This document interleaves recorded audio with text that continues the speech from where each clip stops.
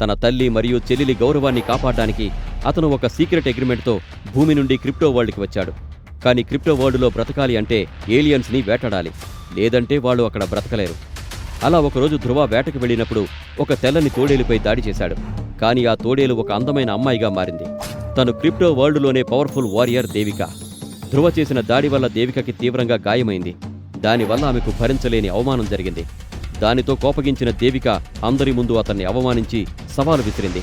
కానీ దేవిక సవాలు ధ్రువను గందరగోళానికి గురిచేసింది. కానీ నాకే ఎందుకు ఇలా జరుగుతుంది? ఒకవేళ నేను భూమి మీదకి తిరిగి వెళ్ళిపోతే నా కుటుంబం ముందు నేను ఓడిపోయిన వాడిలా మిగిలిపోతాను. ఓ గాడ్ అని అనుకుంటూ ధ్రువ పక్కనే ఉన్న చెట్టును తాకాడు. అంతే, అక్కడ ఒక్కసారిగా పెద్ద గాలివాన వీచింది. నల్లటి మేఘాలు కమ్ముకొని ఆ ప్రదేశమంతా చాలా భయంకరంగా మారిపోయింది. అదే సమయంలో ఆ చెట్టు కొంచెం పెరిగి ఆకారం మార్చుకుంది.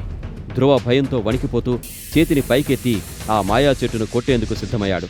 క్రింద ఇచ్చిన లింక్ ని క్లిక్ చేసి పాకెట్ ఎఫ్ఎం యాప్ ని ఇన్స్టాల్ చేసుకోండి. Stay tuned to Pocket FM.